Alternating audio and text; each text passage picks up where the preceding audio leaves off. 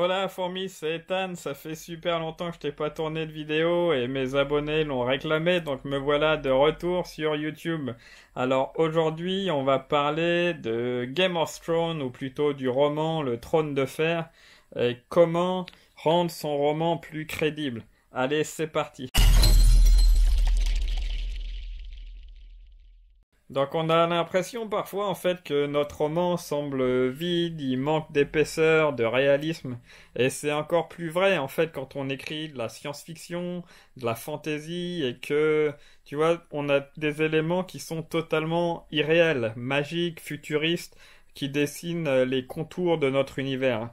Faut pas oublier en fait que pour rester crédible, il faut pas pousser le bouchon trop loin. Hein, Maurice? Donc l'autre jour, j'étais sur Allociné et j'ai vu un commentaire d'une femme qui disait avoir adoré Game of Thrones et commencé à lire Le Trône de Fer. En fait, elle avait découvert cette série que je te conseille vraiment. Je pense que beaucoup d'entre vous l'ont lu, mais c'était son fils qui est mordu de Medieval Fantasy qui lui avait conseillé de regarder Game of Thrones. Au début, en fait, elle était un peu dubitative, tu vois, les dragons, la magie, les morts-vivants. Bon, pour elle, qui était assez réaliste, ça va 5 minutes, quoi.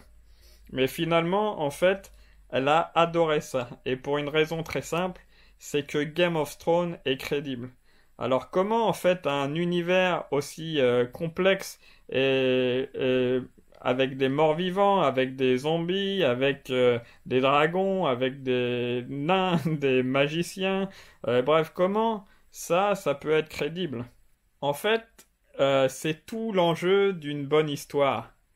Tu sais que ce soit en fantasy ou pas d'ailleurs, si tu fais de la pâtisserie par exemple, si tu respectes pas la recette, si tu ajoutes un peu trop de sucre glace à la place d'ajouter du citron caviar, bah ta recette elle aura beaucoup moins de peps. Donc comment rendre son histoire plus réaliste? Pour ça, on peut dire que Georges Martin, l'auteur du Trône de Fer, cuisine vraiment très bien. Et la raison, elle est vraiment simple en fait. Si le Trône de Fer est réaliste, s'il est aussi crédible, et si tout le monde a adoré cette histoire fantasy, ben c'est parce que Georges Martin, en fait, c'est un grand fan d'histoire. Et il fait beaucoup de recherches, en fait. Son équipe aussi fait beaucoup de recherches. Il n'invente pas grand-chose. Il s'inspire de faits réels. Par exemple, je vais t'en donner six éléments qui sont tirés de la réalité et qu'on retrouve dans le Trône de Fer. Le personnage du grand moineau et de l'inquisition de ces jeunes recrues. Ça s'inspire directement de l'histoire de Jérôme Savonarole, qui est un prêtre dominicain qui s'est insurgé contre la débauche, contre l'art, la perversion, les riches, notamment la famille Médicis, entre 1994 et 1998 à Florence. Donc, il instaura une dictature théocratique. Et c'est ce qu'on retrouve dans Game of Thrones.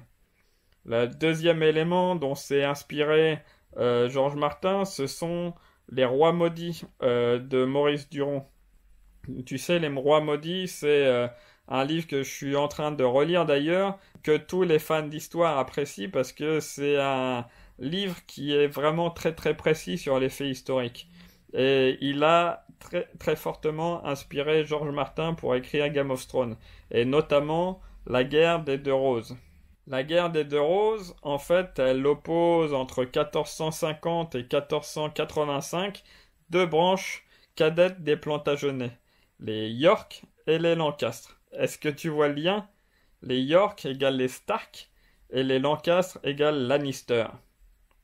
Ou les Noces pourpres, par exemple, tu sais, ce moment où les personnages centraux des Stark se font massacrer lors du banquet de mariage. Tu sais que en fait cette scène elle a tellement retourné les fans que de voir des personnages centraux de l'histoire se faire massacrer comme ça gratuitement, ça a tellement choqué les fans qu'ils ont dû mettre en place des cellules avec des psychiatres aux États-Unis.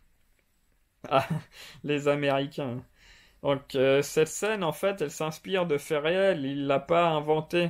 Ça s'inspire du dîner noir et du massacre de Glencoe. Ils sont d'ailleurs encore plus glauques en vrai que dans le livre. Ou par exemple, on peut citer aussi la honte de Circé, c'est égal à l'humiliation de Jeanne Shore.